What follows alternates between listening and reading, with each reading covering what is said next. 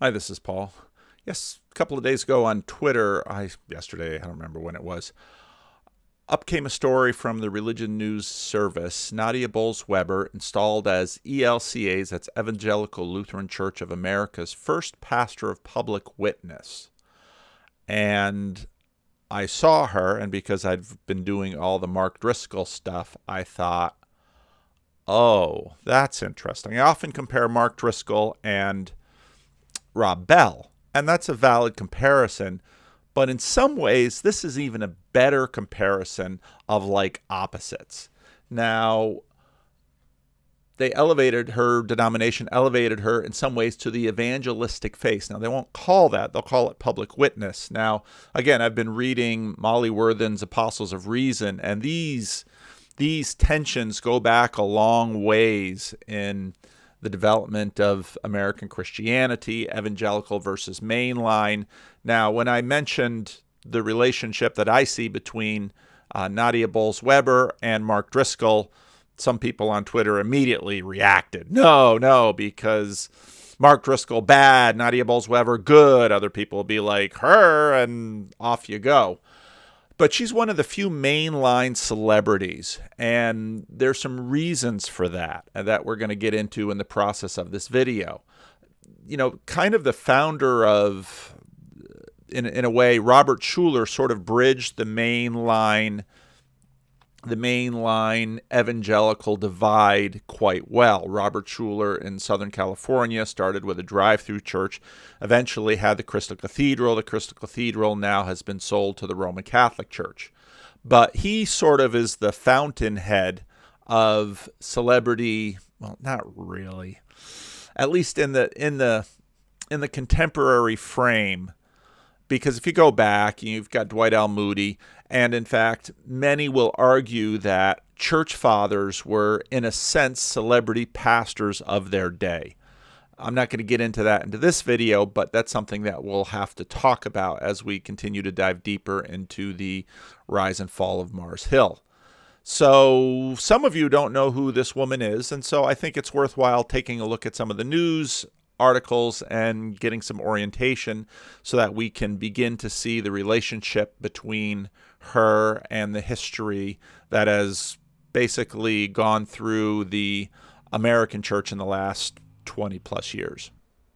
Now, the rise and fall of Mars Hill, in the second episode, they get into some of the history, and because I like history, I like that episode quite well. You can't understand any of this if you don't understand the Emergent movement. Now, I just saw that Jordan, it's not Jordan B. Peterson. It's the Lutheran guy. Did some commentary on rise and fall of Mars Hill. I should just find it. That's right. It's Jordan B. Cooper, and a discussion about Mars Hill, megachurch celebrity culture. And I watched about a quarter of it, which is being a bad YouTube consumer, because we all know that, well, at least I know, because you look at YouTube analytics, how fast people fall off a video. But, you know, I liked some of his commentary, and his commentary in this case is really rather interesting because Nadia Bolz-Weber is, of course, a Lutheran, and that's not incidental either in her formulation of understanding theology and how she works it. Now, Religion News Service is sort of an interesting organization. I could say a lot about that. But all of this stuff is sort of tied up in the Emergent movement, which then splits into the progressive evangelicals and the young, restless, and reformed. And so in that sense, Mark Driscoll typifies this, but so does Rob Bell, and so does Nadia Bolz-Weber. And again, we're going to get into this in this video. Nadia Bolz-Weber installed as ELCA's first pastor of public witness. We acknowledge that Nadia has a ministry that goes far beyond the walls of any one church, the installing bishop told Religious News Service. Reverend Nadia Bolz-Weber left is installed as a pastor of public as pastor of public witness by Bishop Jim Gonia. Now, pay attention to titles. A lot of the focus on the rise and fall of Mars Hill is going to be on ecclesiology and polity, which means structure. And evangelicalism is famously egalitarian and flat structure. Now, maybe not necessarily egalitarian in terms of questions of women in office, but they don't have bishops. Everybody's sort of a law unto themselves. And so you'll hear people who are part of denominations and have a little bit more robust structure, usually sort of chipping away at that. But there's a lot of room in denominations. Some denominations are very hierarchical.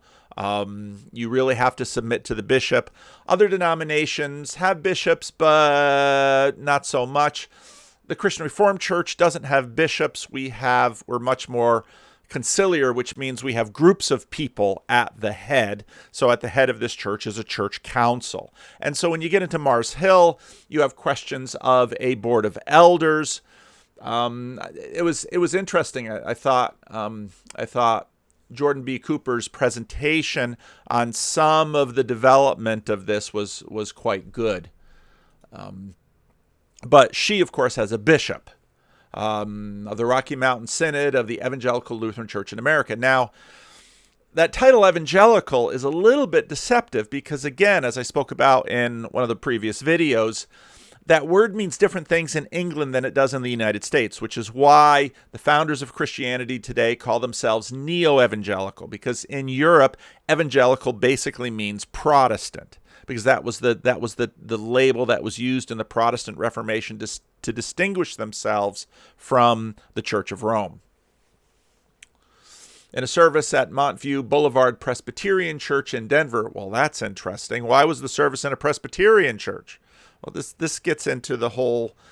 The thing to remember in American church is, in American ecclesiology, in the church world in America, is that the reverberations of the modernist fundamentalist split continue to move forward. And so you will find Methodists, Lutherans, Presbyterians very much on the same page opposing neo-evangelicals, fundamentalists, Pentecostals. That's really where the line goes.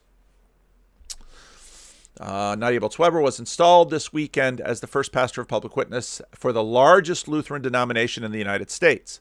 Bolz-Weber, who has often attracted controversy, is perhaps best known for her New York Times best-selling books, including Shameless, A Sexual Reformation, and Pastrix, The Cranky Beautiful Faith of Sinner and Saint, the prayer and profanity-filled memoir of her journey from alcoholic stand-up comic to Lutheran pastor. Now, none of this is incidental to my entire argument. She was called to the role of pastor of public witness by the Rocky Mountain Synod, blah, blah, blah, blah, blah. She was supported, she said, has supported her ministry since she first applied to seminary. Pastor of public witness Pastor of public witness may be a new position for the ELCA, but other denominations have clergy in similar public-facing roles. One might argue that Bishop Barron is in some ways analogous in terms of his role as a bishop, and it's unusual for him to be a bishop in this way. Again, there's a lot of interesting overlaps here because she's part of a magisterial, hierarchical to some degree denomination. She has a bishop, all right? For example, the PCUSA ordained Fred Rogers of Mr. Rogers' Neighborhood as an evangelist for television. Now, Nadia Bolz-Weber is no Mr. Rogers, but this is where a lot of this weirdness sort of comes together. Bolz-Weber laughed at the comparison to the beloved children's TV host, calling it counterintuitive. That's right, but the connections are very much there. But she said it works. She'd seen Won't You Be My Neighbor, the popular 2018 documentary about Rogers and his show, the day after she left the church she founded, the House of All Saints and Sinners in Denver, to pursue her current work as public theologian. There's another interesting name.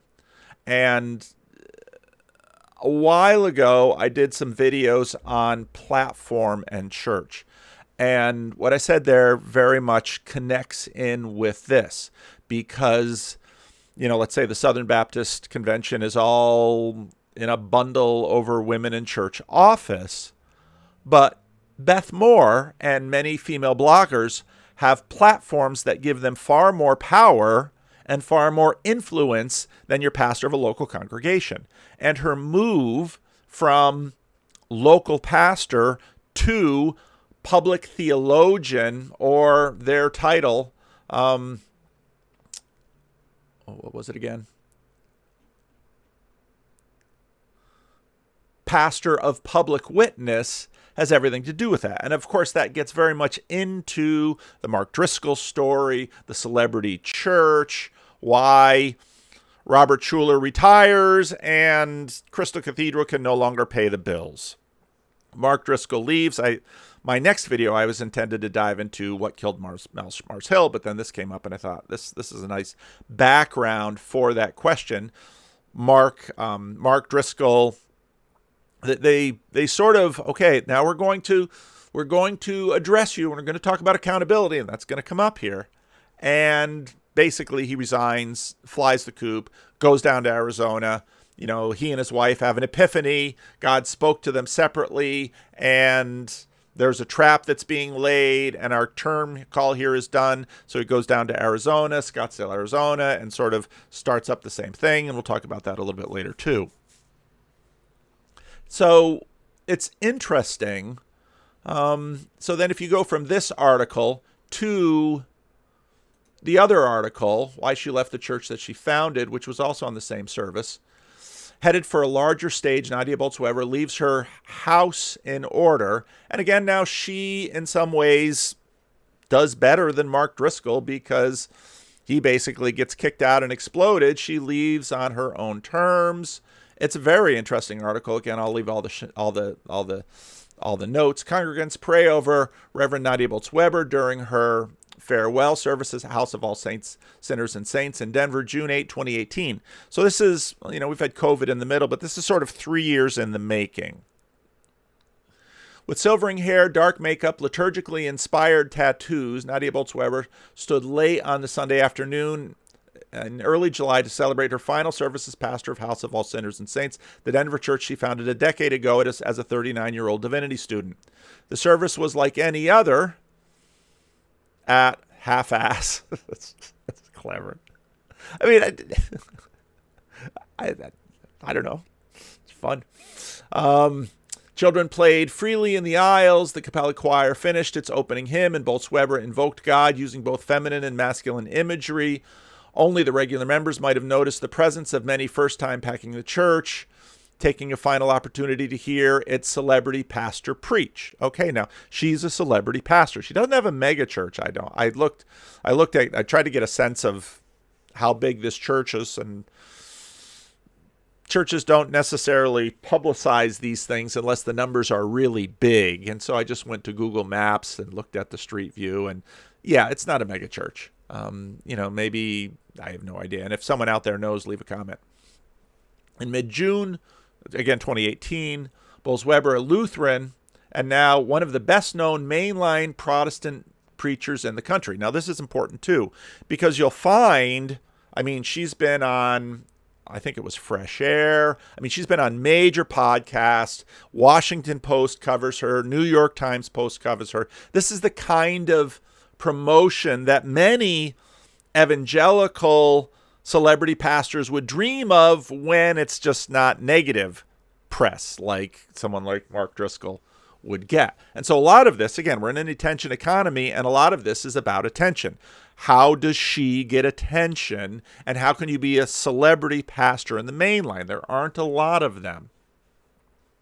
Bolz-Weber said she had decided to step away only recently and still can't explain entirely what made her feel like it was the first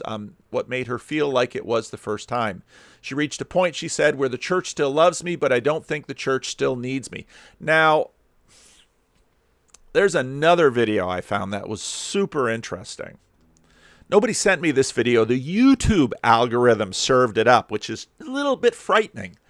But Francis Chan interviewed by Mark Driscoll and Joshua Harris. Now, the latest of the Rise and Fall of Mars Hill was a really good episode on Josh Harris, and I know Esther dove into that in a blog, and I'll probably get there if I don't lose interest. But Francis Chan is an interesting guy. I mean, many look at Francis Chan among this sort of post-emergent, post-young, restless, and reformed as the genuine article. He's a guy who plants a megachurch. He leaves it, plants another church. He leaves that, goes, tries to get back into Hong Kong. He's got a very interesting story. Of course, he's very close with Preston Sprinkle, who's been on the channel. Very interesting guy, and is sort of a real foil for these other two guys because, of course, Josh Harris deconstructs. Mark Driscoll goes down the rabbit hole. He still goes down the hole. He's still in. Francis Chan seems to be a guy of a lot of integrity, but Francis Chan, of course, turns his back on hell, sort of like Rob Bell, sort of like Bolz-Weber. But, okay, so this is where you see the emergent, the young, restless, and reformed, and progressive evangelicals. You have to see all of these people in part of this same movement that's developing. I've, only listened to half of it. Very interesting conversation. Francis Chan talked about exactly what Nadia Bolz-Weber talks about here in terms of leaving the church while they still love her for the church to grow. Now, I think about that, and sometimes I think maybe I should have left the church years ago because this church obviously hasn't necessarily thrived numerically in the last 10 years. So she decides to leave. I was aware how dangerous it was for founders to stay too long. That's very true. And again, I actually applaud her for the decision to leave. And she left in charge. It's very interesting. Okay, in 2011, after preaching at an annual Easter sunrise service at Red Rocks, the Denver Post put Bolz-Weber on its front page. Bolz-Weber was horrified. She said to Terry Gross on Fresh Air, when suburbanites suddenly showed up at Half-Ass, today, the congregation, roughly 500 housemates. Okay, so they're not a mega church, about 500, so below 200 is a small church. Between 200 and 1,000 is a medium church. Between 1,000 and up is a mega church. We might even say that's sort of the nomenclature that pastors use for categorizing these things. So not a mega church. By 2015, Bolz-Weber had put 2 books, Pastrix and Accidental Saints, on the New York Times bestsellers list. Now, again, very popular. You won't find Mark Driscoll's books on the New York Times bestsellers list. Now, as we saw with the Jordan Peterson story, the New York Times is selective about the kinds of things it's going to put on its bestsellers list. And for reasons, again, we're going to get into, Nadia Bolz-Weber is exactly the kind of person they want on the list. Because of how she fits into the cultural imaginary of maybe what faith can be with a worldview that secular, urban, progressives, New York Times readers can find appealing. She lectures constantly, most recently at the Evangelical Lutheran Church in America youth gathering, at theologians at Pepperdine University, and at the Feminist Makers Conference in San Francisco. Her admirers range from conservative columnist Rod Dreher. Rod, are you a fan? I've read what you've written about her. Interesting. To Black Lives Matter's activist Sean King. She's also giving up handling of the day-to-day business of the church, making her official break all but a formality. Bolz-Weber is hardly the only celebrity pastor to walk away from local church ministry. Recently, evangelical pastor Francis Eugene Cho announced he was leaving the Seattle church he founded in 2001 to devote himself to anti-poverty work. 4 years ago, Rob Bell left his megachurch, Mars Hill, after 12 years to focus on speaking and writing. Unlike these pastors, Bolz-Weber is leaving in part to increase her contact with secular audiences. And again, this makes perfect sense. As she calls it, preaching to the Gentiles. Are they really Gentiles for what she's doing? This is kind of like in June, someone being bold to declare, surrounded by rainbow flags, that they're affirming of same-sex marriage. It doesn't take a lot of courage in America. I don't know if it's really Gentiles you're preaching to. There's a hunger for the basic message of the gospel. Now remember, she's a Lutheran, and that's critical here. And so Jordan B. Cooper, I'd really love to see a video where he talks about her. I'd really love to see a conversation between her and Jordan B. Cooper. That would be very interesting. Most people aren't going to show up in church on Sunday morning, right? But it doesn't mean that the message of the gospel can't still be freeing to them. Well, what is this message? And I would say probably the word she would focus on most would be liberation. And we're going to talk about that as we go. In Denver, many are asking what will become of the House of All Saints after its founding pastor departs. Reverend Reagan Humber left, speaks during a farewell service. Since Bolz-Weber hired Reagan Humber, well, that's interesting. See, again, you have churches that tend to be, churches with bishops tend to be run by individuals, okay? It's very hierarchical. Churches with councils tend to be run by groups. Now, many churches try to have a combination of these, including the Roman Catholic Church. The Christian Reformed Church is quite conciliar in that you've got synod, classis, and local church council, or many in the CRC would flip it around. You've got local church council, classis, and synod. But there are lines of accountability all up and down. Now, the pastor being hired by another pastor, see, this is where celebrity megachurches get very interesting. And this is part of what's beneath the surface in the rise and fall of Mars Hill. Because Mark Driscoll's a dictator. From what I've been able to see, he's a bit of a tyrant. Yeah, he had a board of elders, but then he had this oversight team of people who weren't local. And so you'll hear those conversations just kind of popping up and down throughout the rise and fall of Mars Hill. And for church insiders, you listen to that and say, yeah, this is the two poles of, in some ways, apostolic succession versus kind of a paper pope with councils, okay? And this tension has been within the church. I'm preaching actually on Acts 15 this week. This tension has been within the church all along. You have the council in Jerusalem where James, the brother of Jesus, stands up and gives a pronouncement. So there's a lot of tension in Christian ecclesiology between those two poles. But the fact that she hired her successor is an indication that it's sort of where they are ecclesiastically. 9 months before he became an Episcopal priest. I thought they were Lutherans. This is the main line. Keep that in mind.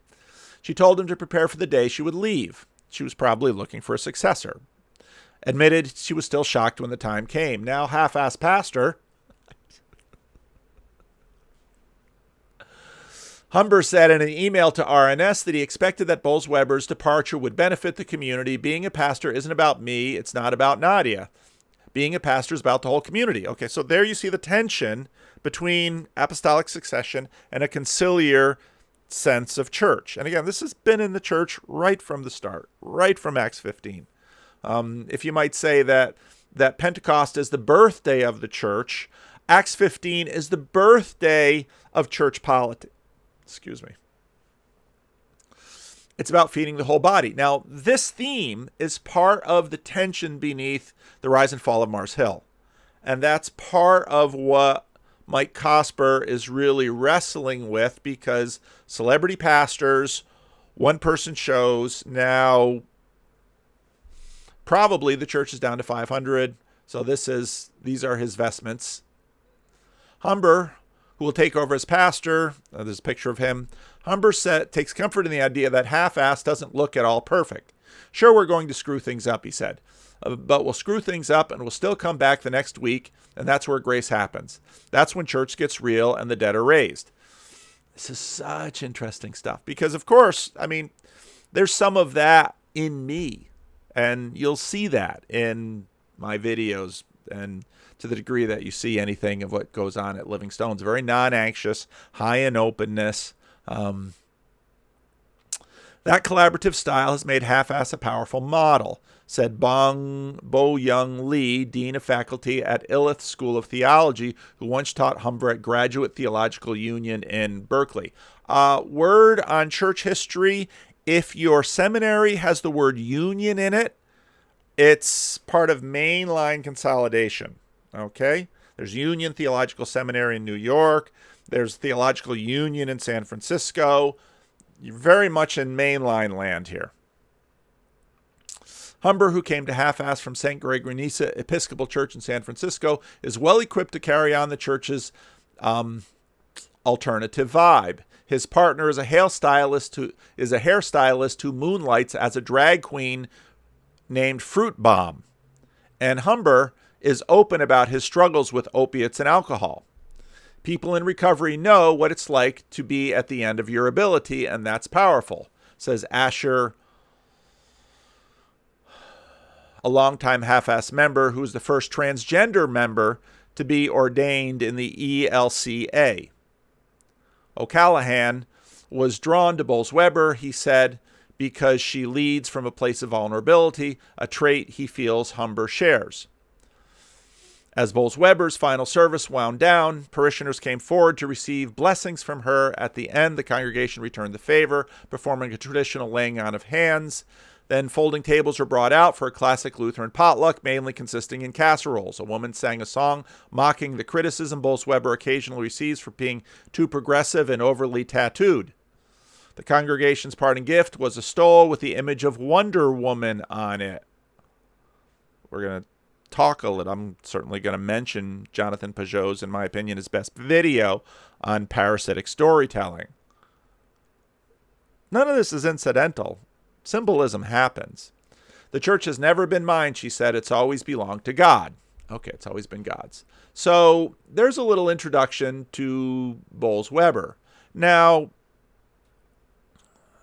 I got to manage my OBS here. Okay. Now, where's the connection with Driscoll? Because reading this, you would imagine she would be just opposite of Driscoll. But they're like opposites. What does that mean? Blue Like Jazz, quite famously, and again, Blue Like Jazz is a foundational text in the Emergent movement. It's hard for me to relate to many of you how important this book was at its time. It was all over the place. And this was sort of, and as, again, Jordan B. Cooper said, there was a certain discomfort that arose in the transactional nature of the seeker movement. Well, what's the seeker movement? Again, Robert Schuller, a lot of these things go back to Robert Schuller, and Robert Schuller is mentioned in The Rise and Fall of Mars Hill. But the seeker movement comes out, Bill Hybels, Rick Warren, safe place to hear a dangerous message. They're going to use, and again, if you read Molly Worthen's Apostles of Reason, part of what made neo-evangelicals different from the fundamentalists was they embraced psychology and social science, and they used psychology and social science to really birth the church growth movement, Donald McGavran, and then from there, the seeker movement came out with a full-blown employing of the church growth principles. The Emergent movement was a response against that, and in many ways, it was sort of going from the 80s to the 90s. You were going from button-down boomers employing all of their, the counterculture is already baked into this, employing all of their smarts in order to build prevailing corporations. Oh, I mean churches. And yes, I have detailed files on all these things. Those who grew up, Gen X comes around, and they're sort of like, nah. And I remember in one of my junkets to Willow Creek, they had the Gen X service. And what was the guy's name? Dieter. You'll put it in the comments. I want to say Dieter Bone, but he's at The Verge. His is an interesting story too. I should look him up. But the Gen X service at Willow Creek never worked because Willow Creek said, well, Willow Creek is sort of peak modernism when it comes to evangelicalism. And Willow Creek said, we can apply our business principles to the Gen X. And just like major corporations were able to market to boomers and then to Gen Xers and then to millennials and then to Gen Zers, we too are going to use the same principles as major corporations in order to sell Jesus, basically using fundamentalism, Four Spiritual Laws, Roman Road. We're basically going to use this to sell Jesus to the masses. And in that way, the seeker movement was deeply neo-evangelical and in many ways just the next iteration of it. And the Emergent comes back as a big push against it. And that push is going to go two ways. It's going to go the direction of the young, restless, and reformed, and it's going to go the direction of what eventually will become progressive evangelicalism. And progressive evangelicalism just sort of drains into the main line, which sort of drains into the desert. And, well, not really the desert, just kind of the background noise. And we'll get into that, why the mainline evangelical just continues to become background noise in American culture. And this then, again, we'll go where we go. I know where the video's going, so I don't want to give too much away. Can't say everything at once. So anyway, Blue Like Jazz, Rise and Fall of Mars Hill mentions numerous times. You'll hear Donald Miller's name mentioned. And if you Google Donald Miller and check out his story, another very interesting story. He's one of the main sources of the Emergent movement. And a lot of the grime lines, the crud that gives us a sense of authenticity. Because Gen X, now, of course, I was born in the early mid 60s, and so I'm right on the cusp of Boomer and Gen X, as is Jordan Peterson, as are the Weinstein brothers. So a bunch of us that are sort of born in the twilight of the baby boom, but not yet quite full-fledged Gen X, we kind of see both sides of this thing. We kind of seen the tailored corporate professionalism of the seeker movement that was, in a way, a response to all of that, the demythologizing of both fundamentalism and the mainline. Now, so the re-authenticity, when you look at Bolz-Weber and when you look at Mark Driscoll, is all going to be about the grime. Remember, both of these are going to appeal to working class. In many ways, Bolz-Weber is an attempt of the mainline to recapture the working class. In that sense, but she's not going to do it like, let's say, Bill Clinton. Hillary is very much, Northern mainline. Bill Clinton was Southern Baptist. All right. So Bolz-Weber is sort of, now they're both Westerners, which is interesting. It's going to be working class, but can the mainline capture the working class? Mainline wants to speak truth to power. Mainline wants to be progressive. And so now you're going to get kind of the tensions, the social tensions you get in limousine liberals with respect to the mainline. Mainline, you have the Rockefeller Cathedral in New York City. Mainline, you have Marble Collegiate, the collegiate RCAs in New York City. Mainline, you have these downtown churches, but of course, in the 60s and then the 60s to the 70s, downtown becomes basically goes downhill, and then 80s to 2000s, you have the rise of Friends, Sex and the City, downtown becomes chic again. And so in many ways, Bolz-Weber takes all of this and sort of puts it all in her story. Former alcoholic, comedian, tattooed. Look at this picture from the Washington Post 2013. Bare arms with a clerical collar. Now, imagine me, Jacob wants me to wear a clerical collar, so I'll buy one from some of the places you can still buy them. I'll get a clerical collar and I'll cut the sleeves off and I'll get tatted up. And that will attract a certain amount of people, because what we're doing is we're taking, and again, Peugeot is probably better equipped to talk about why it's basically this inversion that Peugeot keeps talking about. And she cusses all the time. She cusses a lot more than Mark Driscoll. And she talks about sex. She wrote an entire book on sex. Compare her preaching about sex to Mark Driscoll's preaching about sex. This is written by Michelle Borstein. You can continue to follow a lot of her writing. Look at how it's titled, A Budding Star of Progressive Christianity. And the newspapers are always looking for these people, because it's, all of those mega church pastors, all of those celebrity pastors, they all vote for the wrong people.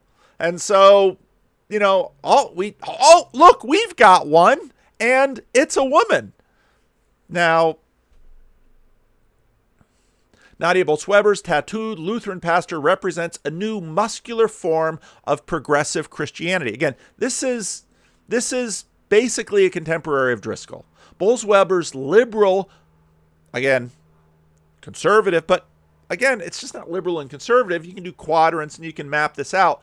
These are both populists. These are both grime liners. These are both people who are going to speak to the underclass, but they're going to have very different messages for the underclass.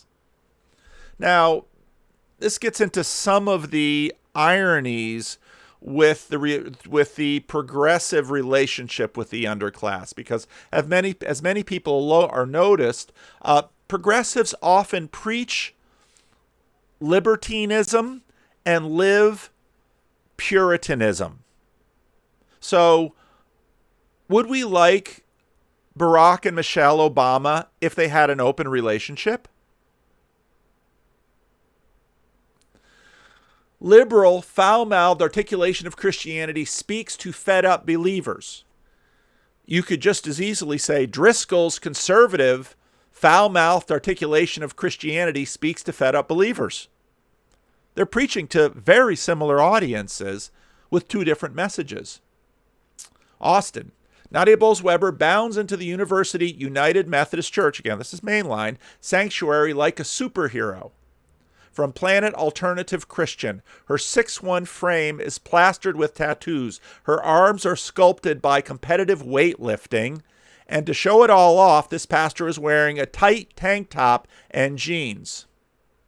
Looking out at the hundreds of people crowded into the pews to hear her present the gospel of Jesus Christ, she sees dockers and blazers, sensible shoes, grandmothers and soccer moms, nary a facial piercing.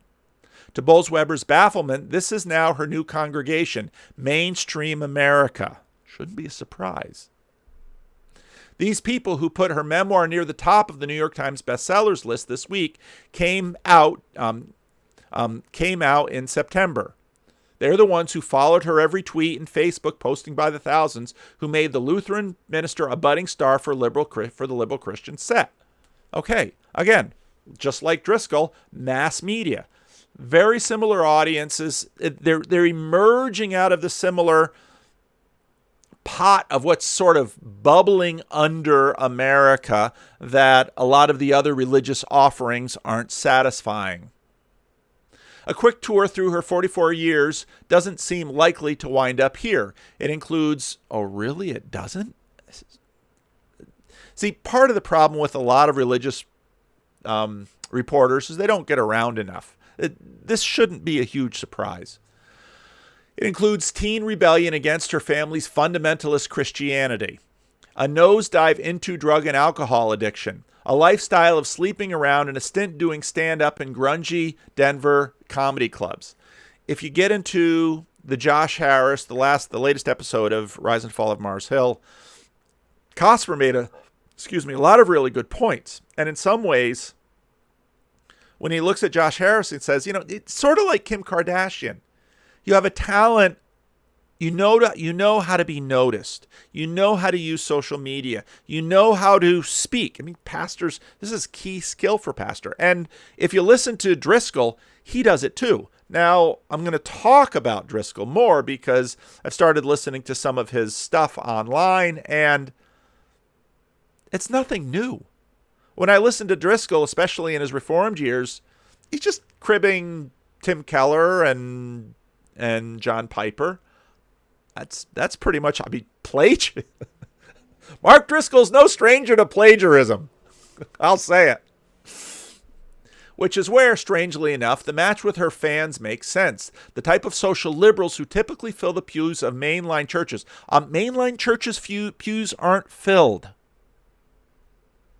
See, this is in the imagination. All these huge, beautiful, old mainline churches, they're empty. And we're going to talk about why. Like outsiders among fellow liberals in their lives if they are truly believing Christians. If they are people who really experience Jesus and his resurrection. Experience Jesus' resurrection when, and this is sort of the mainline-ish mythology and symbolism of Jordan Peterson.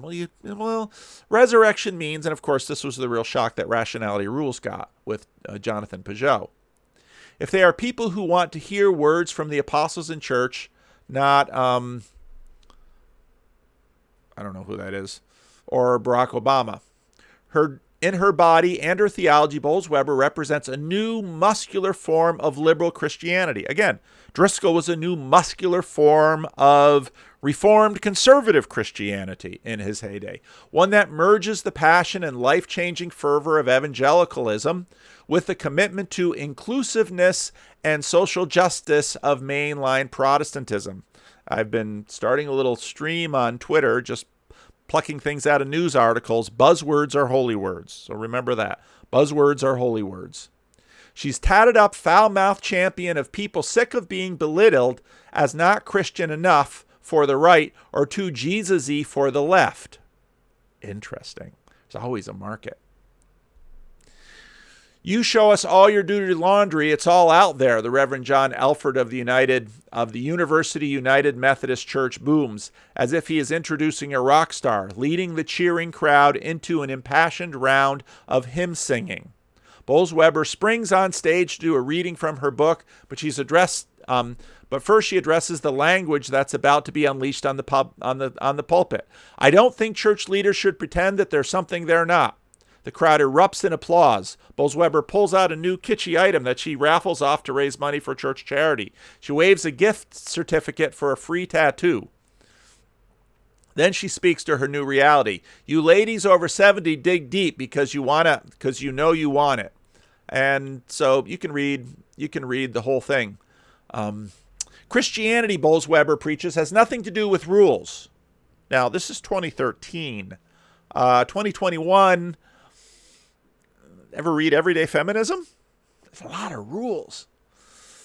Has nothing to do with rules. It's the process thing. It's the process of things constantly dying and then being made new. These things, she says, might be the alcoholic who emerges into sobriety, some false narrative we have about ourselves, religious institutions that no longer inspire. I think God is wanting to be known.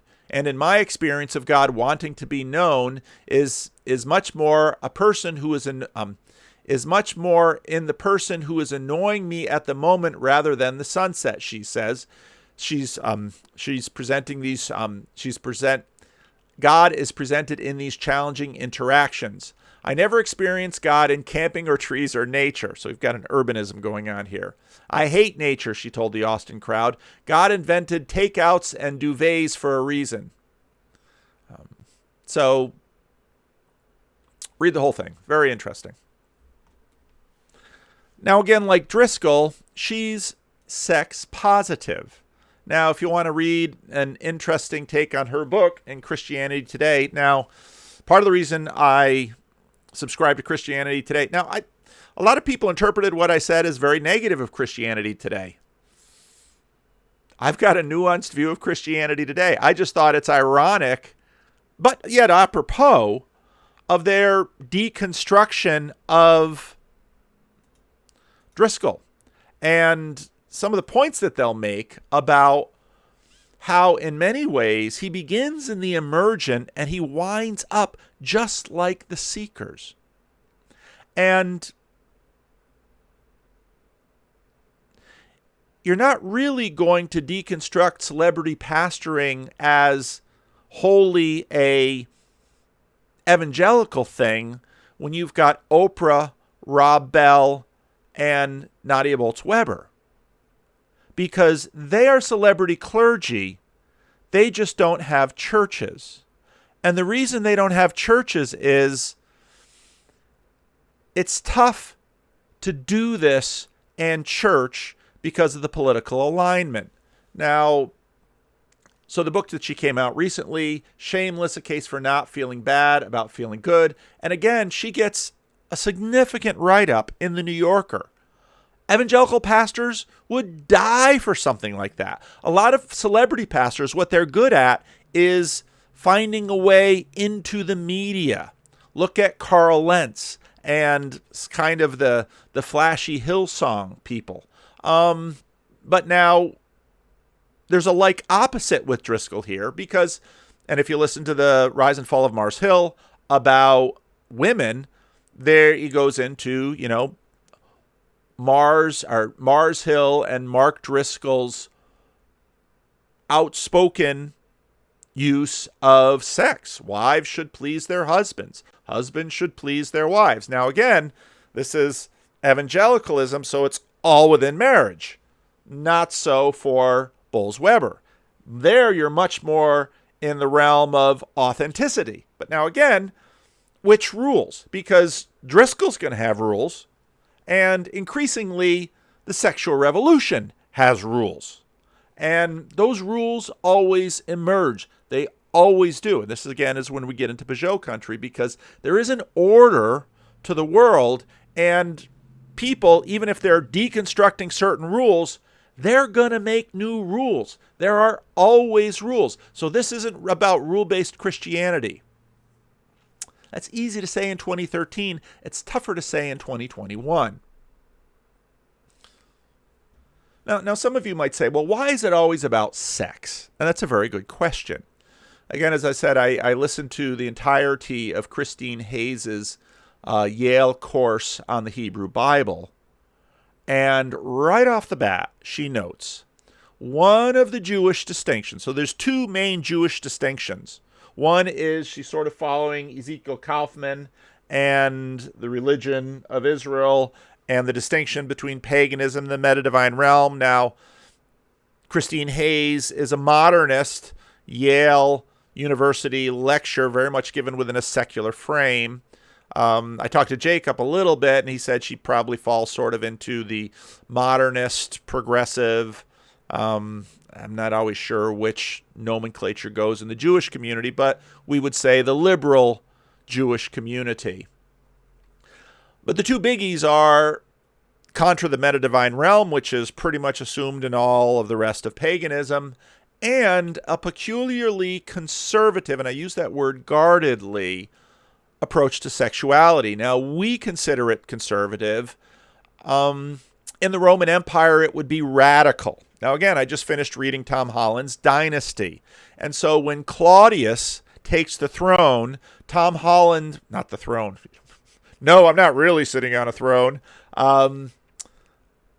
Everyone thought that Claudius had very peculiar sexual tastes because he only slept with women. And we hear that and we think. So he wasn't exactly trustworthy because of his sex life. Now, again, Claudius had certain physical disabilities, which is part of the reason he survived the constant dynastic purges, because nobody ever imagined Claudius would ever be emperor of Rome, even though, again, they didn't call it that. But Claudius only slept with women. Nero, of course, quite famously, after he caused the accidental death of his beloved wife, kept trying to replace her, had a slave castrated and turned into a eunuch, and then tried desperately to find someone in the Roman Empire who could, I guess, the first trans wife of an emperor?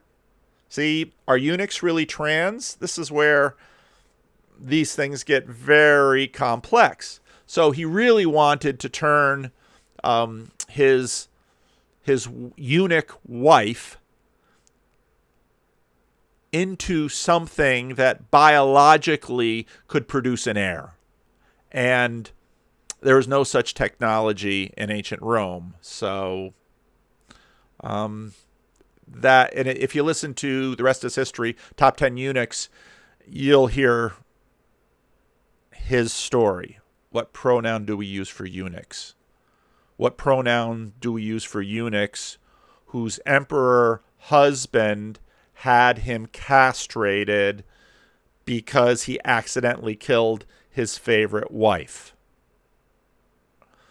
The Jews were very different, very peculiar. And in fact, in Tom Holland's conversation with N.T. Wright on Unbelievable, the Apostle Paul's assertion of what Christian sexuality should be was absolutely radical.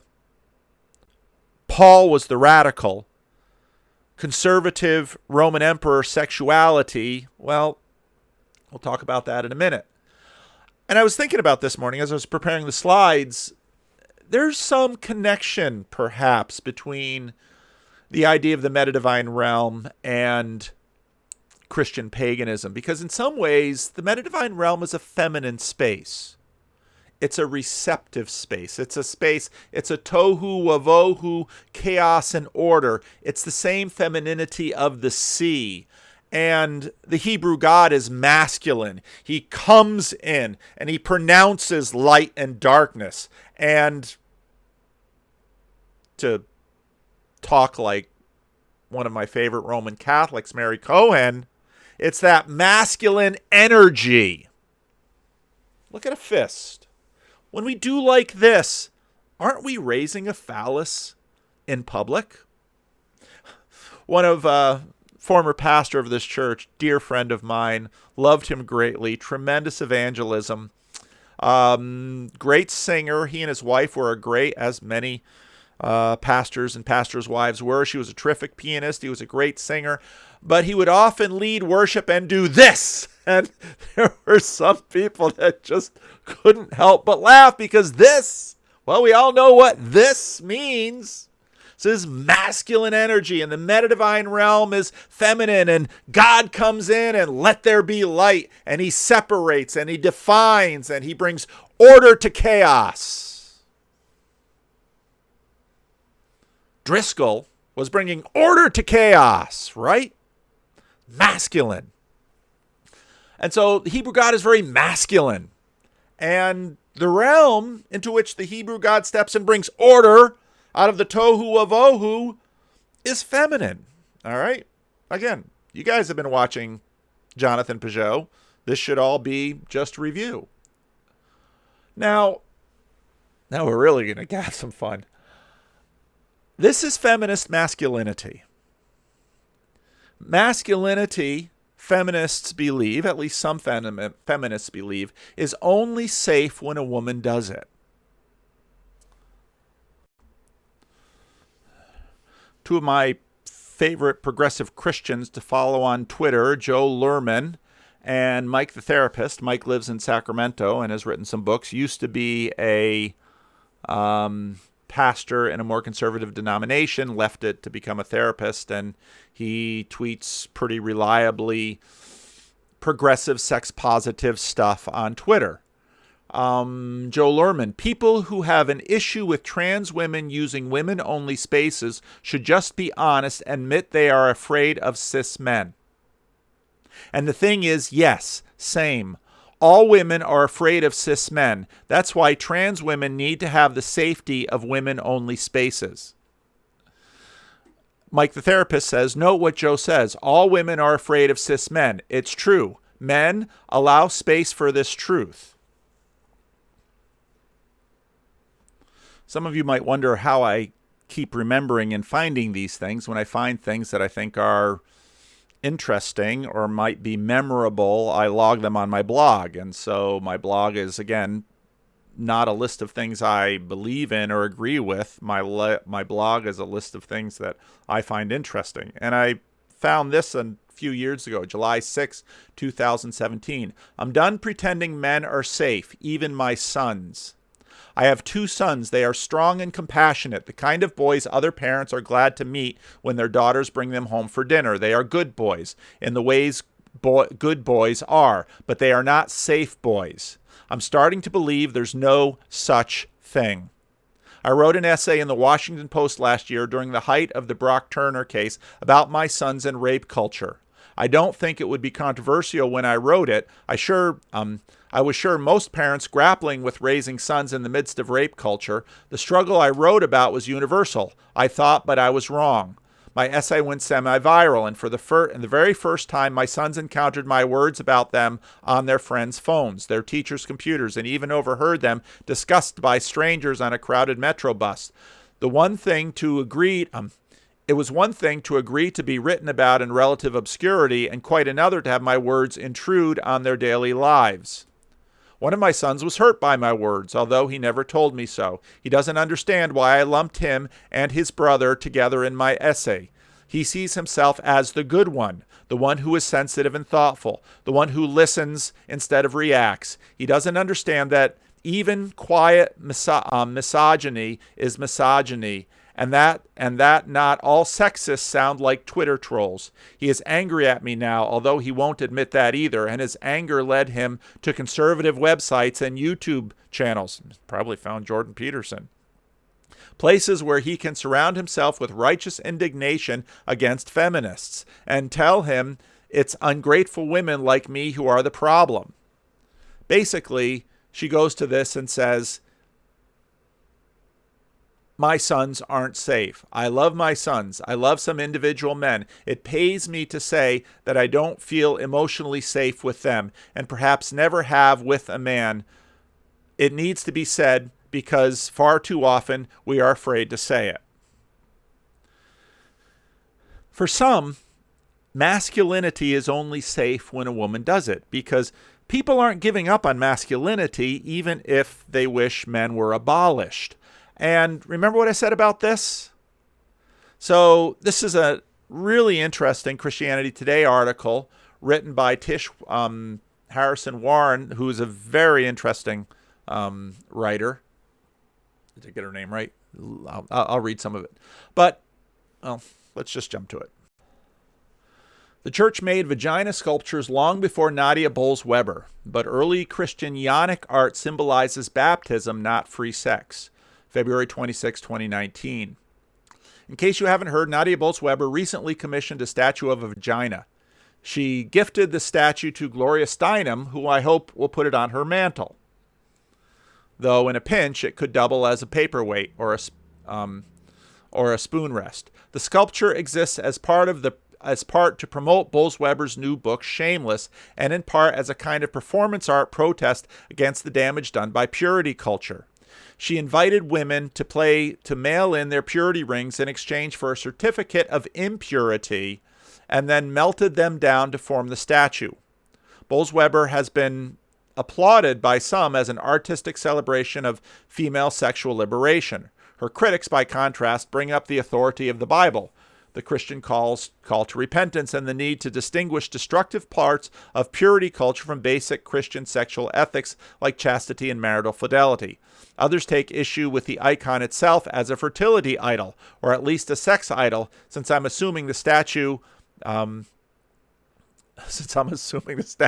the pill. Tish Warren is a great writer. A few less helpful critics respond essentially, ooh, vagina art, icky. However, long before Bolz-Weber's book tour and the ensuing debate, Christians have been making Ionic art. Ionic, by the way, means vaginal shaped, or technically vulva shaped, as a feminine counterpart to the phallus.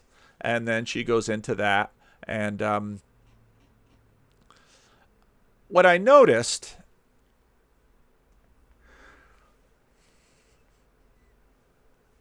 yay! So masculine doesn't go away. This doesn't go away. It's only safe with a female arm. Now, again, Bolz-Weber, weightlifting, tats, sleeveless shirts. You know, you always see in her some attempt to 6'1", that's sort of masculine. Strength that's sort of masculine. Assaultive, profane. the pastor that maybe she's a longshoreman, masculine, but she's a woman. Men aren't safe. Cis men aren't safe. Yay. Little quote from Tom Holland's Dynasty, and the whole section is quite interesting. In a city where the phallus was everywhere to be seen, protecting doorways as a symbol of good luck, guarding roadsides and scaring off birds in gardens, ramrod size was much admired. And why was Claudius seen as being a little sexually odd? Because he only slept with women. Now, when I say slept with women, doesn't mean wife or wives. I mean slave girls and consorts and concubines, etc., etc., etc. But because for a Roman man meant always to penetrate and never be penetrated. It's interesting that Steinem is like this and Bolz-Weber's like this. Who has given, who has received? Can you imagine a celebrity pastor giving Larry Flynt a golden phallus made up of melted down wedding bands by liberated men, by men liberated from enforced monogamy? Now, when I watched Roush V talk to, glad I saw it when I had the chance. When Roush V talked to Milo, I just tried to pull that up. This video is no longer available because the YouTube account associated with this video has been terminated. Whose YouTube account was terminated? Was Milo's account terminated?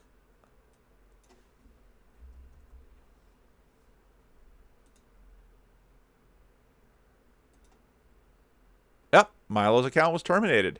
Isn't that interesting? Prohibiting hate speech. Again, the point of all of this is to, well, what has the church been doing? The church is trying to figure out masculine and feminine. And it's doing it in real life. And it's doing it the way people figure things out as communities, with opposing ideas and opposing frames. And this is, in many ways, what's going on under the surface. Now, Nadia Bolz-Weber is promoted to the center of a hierarchy. Mark Driscoll is exiled in a marketplace, but can't be dismissed because the hierarchy is implicit. And so this is what was so interesting about her promotion to this post. Because for the ELCA, in a sense, what they are saying is for her to be the first pastor of public witness, she now embodies in many ways what the ELCA wants to be and become. She is their head. She is their leader. What kind of head? What kind of leader? And now Driscoll is tyrannical. I don't get the sense from anything I've read that she's tyrannical at all. And so, again, that's part of the reason people say, Driscoll, he's evil because he's tyrannical, and she's not evil because she's not tyrannical. That's a very fair point. But now, remember, we're talking about the Emergent movement. And the Emergent movement pushes back on the boomers and their button-down corporate, scientific, modernistic approach that sort of wants to mass produce certain kinds of Christians. And so both Driscoll and Bolz-Weber are in some ways fringe actors saying there needs to be space for us at the fringe. Now, Driscoll was brought into the center of evangelicalism and then pushed out. Bolz-Weber is now brought into the center of mainline, this mainline denomination. My guess is she won't be pushed out, because when I think about what she would have to do to be pushed out, I've got a pretty good imagination. I'm sort of hard pressed to think about what that would be.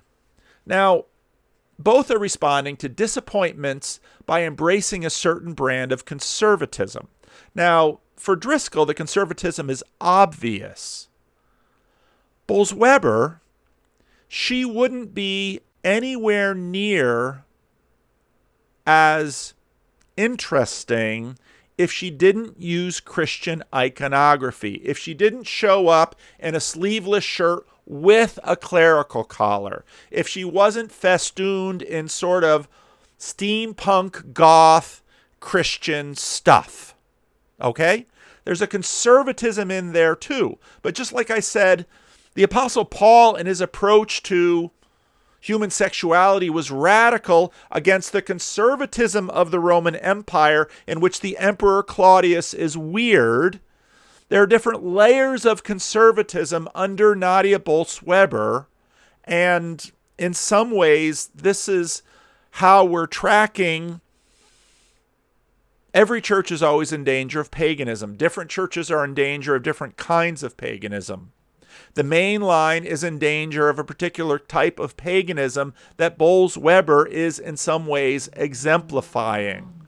It's a paganism that you can have Jesus alongside of your other ascendant saints and holy people. That's a certain brand of paganism. Now, there's a difference in assumed and asserted moral norms in their two warring tribes, and that accounts for a lot of the differences between them. But again, there's a like-opposite thing going on here. And there are polarity dynamics at work because I would say both are fundamentally reactive. And again, summoning up Jonathan Pageau's parasitic processing video, both are reactive. But in a way, Driscoll is reactive to the reactives and the revolutionaries, which sort of makes him conservative. But is it really conservative? And it's this way that Pageau is interesting, because Jonathan goes back and basically embraces the hierarchy and the monarchy. Driscoll stays in Protestant land, and part of the reason he remains, I think, fundamentally defective is he remains, ironically, even after he's been deep in the heart of Young, Restless, and Reformed, his own Savior and Lord, which Tim Keller or John Piper could say, well, that's sort of Reformed Christianity 101. There's one Savior and Lord, and you ain't it. Now, in a secular age, celebrity is the last public transcendence.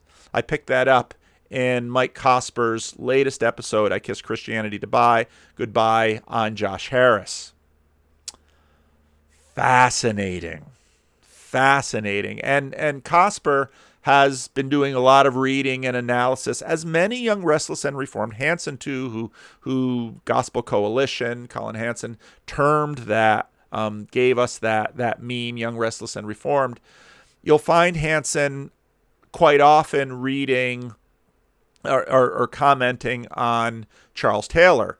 Now, I had Andrew Root on the channel. Now, he's, again, part of mainline Lutheranism. He's been reading Charles Taylor. Charles Taylor has been pervasive enough that in many ways, all sides of different conversations are reading Taylor.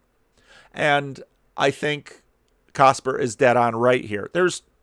I very much recommend this podcast. There's tons of good stuff. And despite some of my critiques and in some cases even criticisms of what they've done, it's well crafted, well thought through. I don't think the analysis necessarily quite goes deep enough in some cases, but again, this is Christianity today. It is a popularizing outfit, not necessarily a terribly deep organ. They go deeper than sort of shallow fundamentalism, but I think in a lot of ways his analysis needs to go deeper still, and that's why I'm going to spend some time with it, because I think there's more to see further in. Now, the ELCA and the mainline have been deconstructing authority while at the same time maintaining hierarchies. And her elevation to public witness is a classic move in that sense. It fits the parasitic storytelling script perfectly. But now it's borrowing from celebrity in order to survive. And that's sort of where the main line is at. And so when you read organizations like the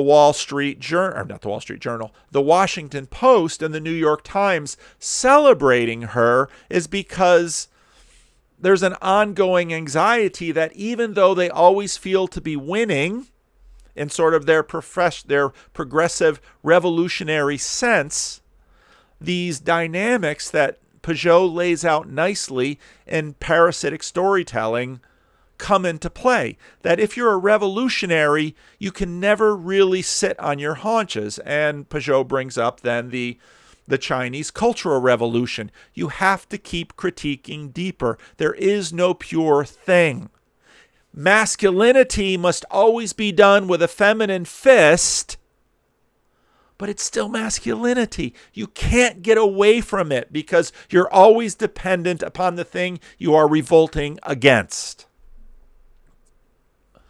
Now, at the beginning of 2021, I made a video policing the sex lives of high-status Christian men. And I made that, and I really never sort of finished the thought because the first thought sort of grabbed me so hard, which was Christianity always wants to bear witness to the fullness of life. But the inability to live its own sexual ethic, or the inability of many of its highest status leaders to live its own sexual ethic, that sexual ethic that was pioneered the radicality of Paul of Tarsus, basically picking up and in some ways bringing a Jewish, even refining it further eventually, so no more concubines, no more slave girls, just your wife. And again, him following Jesus in the Sermon on the Mount on that. I mean, Paul and Jesus basically refine and in some ways double down on this Jewish radicality of human sexuality already in what Jesus and Paul of Tarsus inherits. So Christianity wants to bear witness to the fullness of life, but the inability to live its own sexual ethic, to live up to its own sexual ethic up and down the hierarchy, causes deep dissonance and provokes deconstruction. And the two ways to go are both Driscoll and Nadia Bolz-Weber. Those are the two options. Either double down, Mark Driscoll, masculinity, or complete femininity in sexuality. But see, this is where these labels get weird because, of course, men propose and women dispose. Part of feminine power is yes and no, but sometimes yes and no is dependent on physical power, which is masculine power. And in this way, you sort of have Adam split in half into Adam and Eve. Again, Jewish idea.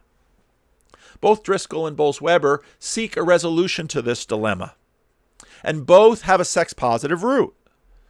They double down on rules versus changing rules. And, of course, Driscoll will get tyrannical because he's got some things to work out, and it's not purely psychological. But policing this goes in two different ways. And this is sort of what we've seen from the ongoing development of sexual liberation, as sexual liberation gets increasingly tyrannical, and as rule development grows. What happened to Governor Cuomo's sexual liberation? There's Me Too. There's a lot of rules, and Human Resources has you fill out a form. And of course, if you watch The Office, they'd go into that often with the relationships that would happen in the office. And so all of this is revolving around these questions. And so again, when Jordan Peterson says to Vice magazine, it's not entirely clear whether men and women can work together in an office space, he's got a point. Now he gets mocked, and but he's got a point. And so Driscoll is to a degree in that. And so is Mary Cohen. Look at my conversations with Mary. So this is what we're working through. Now, policing is always about trust, who you can trust. Now, if you're a man, you can't be trusted by some feminists.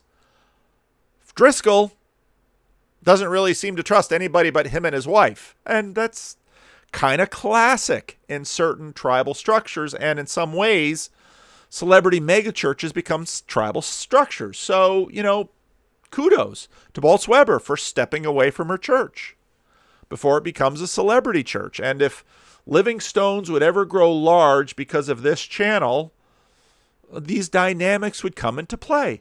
And I'm not oblivious to the fact that once you dip your toe into other platforms, like I'm doing right now as you listen to on YouTube and podcast, these dynamics come into play. You don't escape these dynamics. And what most people do somewhere in the middle is they say,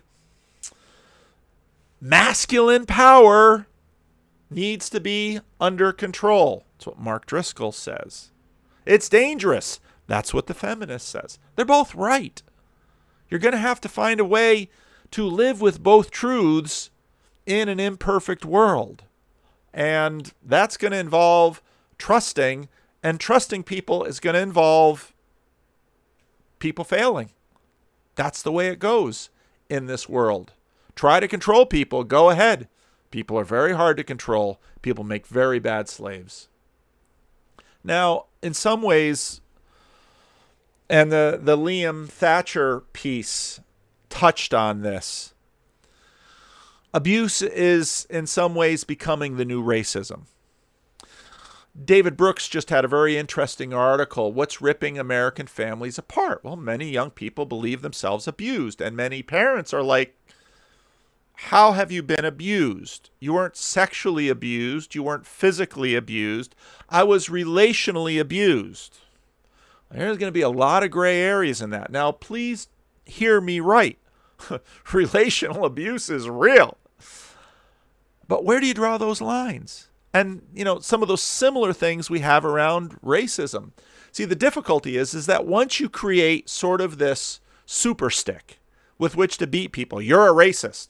You're an abuser. Once everybody agrees that racism is bad or abuse is bad, and here are these things we can label abuse, you have definition creep. And more things, you're going to see racist everywhere, and you're going to see abuse everywhere, and it's going to be one factor, and now we're very much going to, the saints and sinners things in a place like half-ass church in Denver, that stuff's going to deconstruct. It's going to be hard. And this gets into the question of, can we, in the age of decay, to what degree can we achieve perfection? And both Driscoll and Bolz-Weber would say no. They're both sort of on the grunge side of things. But they embrace the grunge, and, well, there are going to be consequences to that, just like there are consequences to everything. Once you create the super stick, it's the biggest prize in town, and everybody all over the place is going to be fighting for the super stick. No, you're a racist. No, you're a racist. No, you're an abuser. No, you're an abuser. And you've probably created an idol, and you're probably in danger of the nuance required for actually using these terms productively. Because if everyone's a racist, then no one's a racist. And if everyone's an abuser, then no one's abuser. And the truth is, there is racism and there is abuse, and it takes wisdom to figure out the nuance and appropriate response and appropriate consequences and all of that. It's tremendously difficult. And when abuse is, when people turn the other way, there's disaster. But when abuse and anti-abuse becomes tyrannical, you're going to have disasters there too. What's interesting about this, and so masculine, Bolz-Weber is not going to be tyrannical. What archetype is getting worked here? I think it's the inviolability of the feminine self. Now, I grew up in New Jersey, and in many lawns in New Jersey with Italian Catholics, and you'll find, as some people will say, Mary on the half shell. This is femininity squared, okay? The perpetual virgin in the vulva. The violated virgin child is the ultimate victim. The Roman myth begins how? You've got a consecrated virgin raped by Mars. And she gives birth to twin sons who found Rome. And one kills, sacrifices, willingly, unwillingly, the other. These are the archetypes at play in this. And, well, inviolability becomes the archetypal quest. And, okay, there's going to be consequences for that too. Driscoll is the male masculine defender. And when you listen to some of the clips that are in the podcast about him angrily scolding men, a lot of people will hear a hurting little boy. Can't trust. So we're going to defend women. Okay. Sometimes women need defending. Sometimes they don't. Sometimes people need defending physically. Oftentimes they don't. Our world has done a lot to reduce violence. Empire does, in fact. Because basically empire works because the government has a monopoly on violence. There are deep connections between that way of thought and Christianity. Again, Paul of Tarsus. Read Romans 13. This stuff isn't going away. Feminists hear this and say, masculinity is not safe in men. We have to take it over. Okay. What about the inviolability of the virgin child? Oh, that's the woman's defender. All right. Now, it isn't violated if you give it away freely. And so that's what you'll tend to find. Permission. Do what's authentic to you. But again, the rules about violation of the will are going to get very complex because, again, all of this question about the will is all being done in a space where we're having a meaning crisis. Where, again, what provokes the meaning crisis? We look at the world, and at the dawn of the modern period, we begin to see mechanisms in the world. And they are demythologized. They are mechanistic. They are clockwork-like. And suddenly, humanity, we are the only person out there in a mechanical world. And then we learn psychology, and we learn sociology, and we learn the social sciences. And we begin to look at each other, and we used to look at the sun as a big clock, or the earth as a big clock, and animals had little gears in them. Now we're seeing gears in each other, and as we keep seeing gears in each other, now we're seeing gears in ourselves. And what sort of goes away is the will.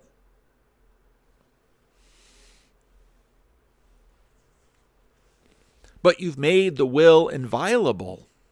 You've made the will the sacred essence of yourself. The will cannot be, the will is now sacred. It's the secret, sacred self down low beneath. And so now the person can continue to change because you have to do what's always authentic to you at the moment. In other words, the will isn't even bounded by time. How's that going to go in relationships? It's really hard to have two people in a relationship where the will is sovereign in both of them, because they're going to clash. Violation of the will becomes the greatest sin. Divinizing the will has consequences. Masculinity and femininity. You can watch Jonathan Peugeot's conversation with Mercury and Andrea with the bangs. C.S. Lewis's The Weight of Glory. There's a specific pleasure of the inferior. It's the feminine. Now, men and women, women are superior at having babies than men. Men are superior at things that require upper body physical strength than women. Okay? Men and women are different. They've got different strengths, different challenges. Men and women are different. There's a specific pleasure of the inferior. It's to be sought after. It's to hold the attention of the masculine and the male. It's to be loved. The feminine is worshipped because she's all about holding attention. What do I mean by worship? Go back and listen to Jonathan Peugeot's conversation with Jordan Peterson. It's about attention. The attention of the man should be on the woman. Bone of my bone and flesh of my flesh. The woman adores the attention. In the curse, your desire will be for your man. And what if he's not desiring you? Men propose and women dispose. There's this dance of masculine and feminine that make the world work. Men and women have masculine and feminine qualities. All of us have both. Ironically, in the divinizing of the will, you've divinized the masculine, and the feminine is lost. And this is what Peugeot talks about again and again and again in parasitic storytelling. You can see this and you can see it play out this way. An article I brought up many times. He asked permission to touch, but not to ghost. Because he kissed the soft part of my arm, I said, and then he disappeared. They looked at me blankly, her roommates. Because he asked for my consent over and over, so sex felt like a sacred act, and then he disappeared. A sacred act? One roommate said laughingly. Girl, you sure don't treat it like one. Well, what is sacred? Sacred is holy. Sacred is apart. I only do this with few people. Well, what's fewer than few? One. What's fewer than one? None. Look at the time of Augustine when virginity became sacred because it's holy. The inviolable perpetual virgin. Feminine. It's the end of the archetype. But I do, this woman protests. We perform sacred acts for, with, and among strangers all the time. I would assert the more you do them with strangers, the less sacred it becomes. Again, go back into the Hebrew purity codes. There's common and there's holy. Holy is set apart. It doesn't mean never to be touched. It means to be touched Common is to be touched regularly. We have common parts of our body, the Apostle Paul says. We have holy parts of our body that are in some ways set apart. And the Apostle Paul says these are our weaker members. We use that language. We give charity to people we don't know. Yes. We pray in church with people we don't know. Yes. When he asked so many times about my desires, because the will is what's sacred, he checked to be sure he was honoring and respecting me. Then sex, however short-lived, became a reciprocal offering. But the moment we pulled on our jeans, that spell of reciprocal honor and respect was broken. In other words, and again, this is straight from, say, the book of Ezekiel, from the Hebrew prophets. What is true in the temple is worked out in the life.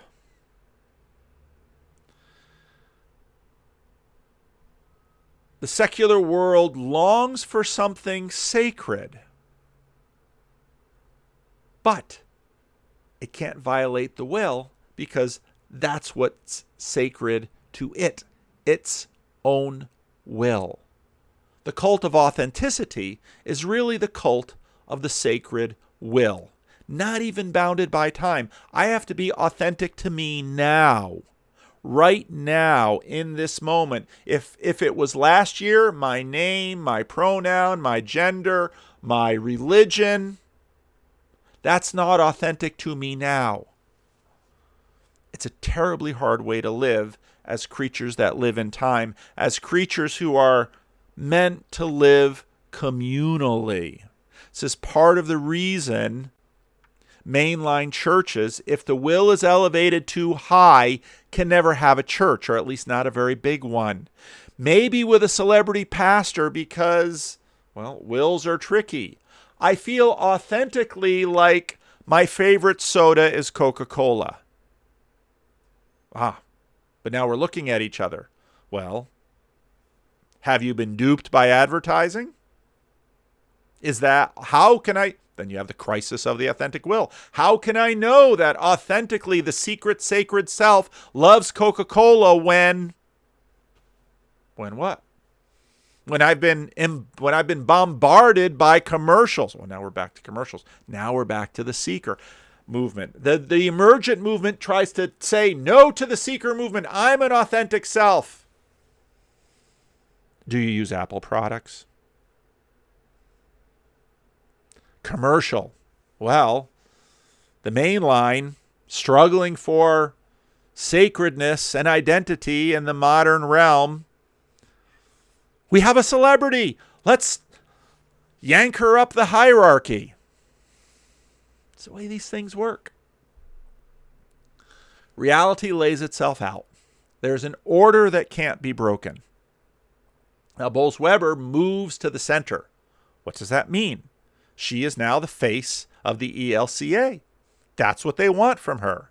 They want her to say, this is what the Evangelical Lutheran Church of America stands for. This fringy little church. Okay. Is it going to work? Are you going to be able to establish and maintain community together? What's at heart of the rise and fall of Mars Hill? In terms of the anxiety beneath it is, well, again, read Apostles of Reason. Neo-evangelicalism wanted to unify the fragmented fundamentalists to such a degree that they could, in some ways, regain the preeminent position that Christianity had lost in America. Lost at Harvard. Lost at Yale. Read Marsden's Fundamentalism and American Culture.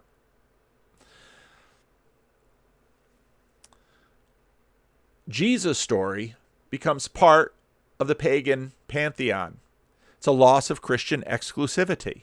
So, well, Jesus' resurrection means the same as all of the other mythological resurrections. They're all the same. The church becomes a feminine that can hold little attention. And here's the irony. The more she is put at the center, the less effective the aspects that drew our attention to her in the first place become. Once it's no longer unusual to cut the sleeves off your clerical collar shirt, it's just a clerical collar. Part of this stuff is deep and subtle. People celebrate the main line's conformity, but the main line holds little masculine cultural interest. In that sense, it's weak. Now, masculine churches, they hold interest. And, well, the will is what do you need to hold masculine energy safely in the world? You need the will to be confined and contained. You need rules. Bolz-Weber says, we're against rules. You're at the top of the hierarchy. There are going to be some rules. There always are rules. Otherwise, you can't have a hierarchy. Are they good rules? Are the rules too specific? Are the rules too tyrannical? Are the rules enforced tyrannically? Look at Mark Driscoll. He's enforcing rules tyrannically because he can't trust. So you got a little boy with trust issues. Oh, there you go. People celebrate the mainline's conformity, but you can't hold masculine cultural interest. In other words, the mainline church is increasingly just a wallflower. Oh, yeah, that's religion. But I think the yoga studio, that was really cool. That really felt authentic to me. But again, in America, religion is a marketplace by design. The government stays out. The government stays out of the religious marketplace more than it stays out of the internet, because the government is already in the religious marketplace, but with its own temples as sort of a temple apart. Not unlike, in some ways, Rome. Which leads us to the next question, which I'm not going to get at in this video. So right when I was leaving on vacation, Jonathan released a video, Christianity is not revolutionary.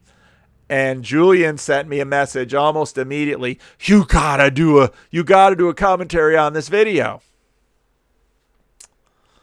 There's a lot going on here because, as with many things, Christianity is powerful because in Christ we hold together both the hierarchy and the revolutionary. But Christ is not a revolutionary in the sense of the way we like to imagine egalitarian revolutionaries, because if you listen to Christine Hayes, in the Hebrew Bible, there's just one regime. And the book of Job is out there, and Hasatan, the accuser, is part of the royal court. But in the Christian Bible, well, and you can see in the book of Daniel, we're heading in towards that. In the Christian Bible, this is my Father's world. Again, Calvinism and many Protestant denominations play in this because, again, Protestantism is in some ways a revolution. And Protestantism is protesting the establishment. Okay? So for a rigorous Anabaptist like a Hutterite to take offense at Jonathan Pageau's saying that Christianity isn't revolutionary makes absolute sense in the world.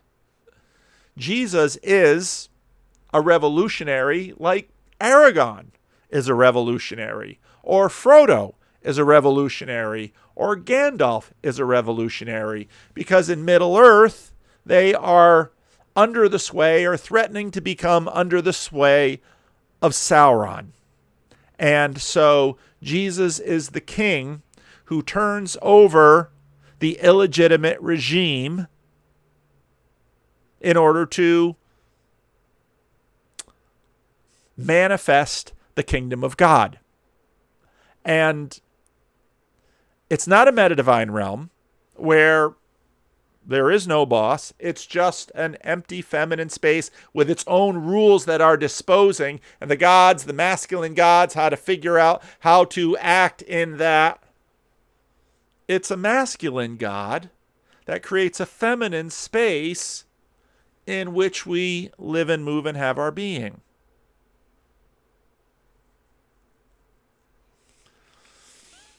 This will give you something to chew on. So yeah, my video production continues to be a little lower than usual. For some of you, you'll be thankful for that. For others, maybe not. And we'll see you next time.